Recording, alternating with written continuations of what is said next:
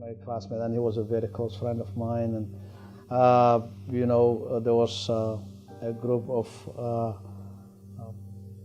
thieves stopped him in the middle of the road, and they asked him for his eyeglasses to take away. And he said, "Hey, I cannot see. I cannot function without these glasses. That's how I see things."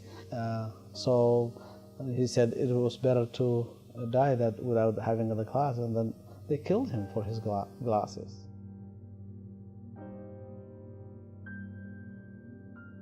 I was government employee. I was 2 years out of college and started working in government. That was the major employer for the newly graduate students. As a young man in Mogadishu in the early 1990s, life was going according to plan for Osman Ahmed. For one of the ministers, and then, the government collapsed. In the late summer of 1993, warring factions caused the Somali government to collapse.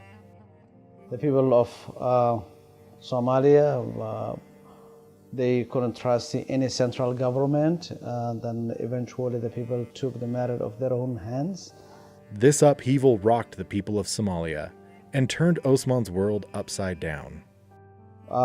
6 months or so, I found a job with the Somali Red Crescent Society, and I worked for the Somali Red Crescent Society for about 2 years until things become worsened, the situation become worsened, because there was indiscriminate killings against one group and another, and the innocent people was caught in crossfire in the middle. And there was a lot of people. There was a lot of my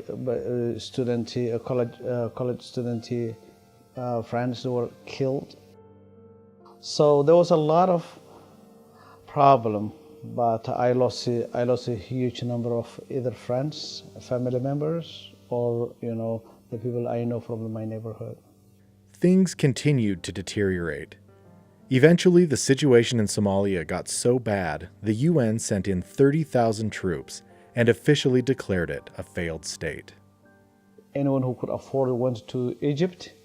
A lot of people, they sent their families as far as Europe. Some of them different countries around the world. Some of them they went to Malaysia. Some of them they went to wherever they could find a safe and good place to be. Osman eventually ended up in Nairobi, Kenya. From there, he was able to apply for a U.S. visa. I became a green card holder, and I was granted asylum, and then I came to Salt Lake City as soon as I could leave Los Angeles. So I didn't like it.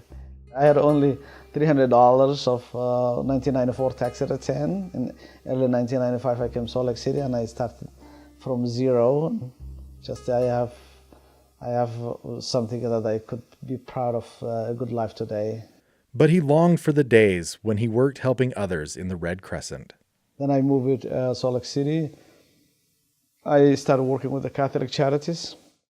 And I started with the estate in 1997, and I still work up to today. I was doing, I work for the Department of Workforce Services. I was helping the elderly population, with a majority of them homeless people, and I used to help them, and I'm still helping the people. That's what I love the most, because back then I told you I work for the Red Crescent, and Red Crescent is always about helping the hands of the other people as much as you can, and that's what I love the most. Even with the early challenges of starting over in life, Osman saw opportunities. So when I came in, you look first, so you have to identify yourself, who you are. Are you a white man? Are you a black person? Are you an Asian? So when I came in, I considered myself as a black person who came from Africa. So I reached out to the black people who were living here before me. There were not very many immigrants, but there was a few. They didn't have that much black population here at the time. I went to the Calvary Baptist Church, where I met Reverend Davis, Francis Davis, who guided me and counseled me.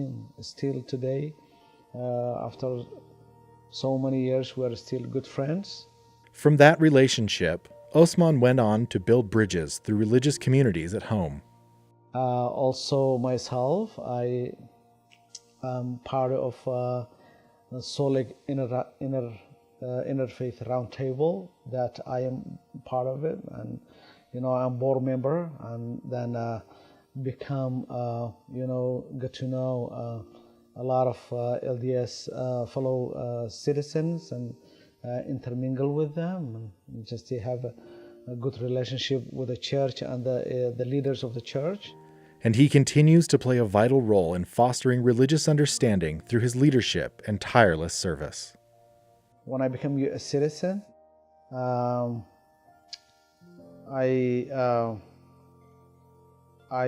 become interested in politics, and I involved with politics. Within a few years, Osman had become a party delegate for his neighborhood. So when I became a delegate, I had the opportunity to become a national delegate. I was elected by the Democratic, Party as a national delegate. So I went to North Carolina for Obama 2012.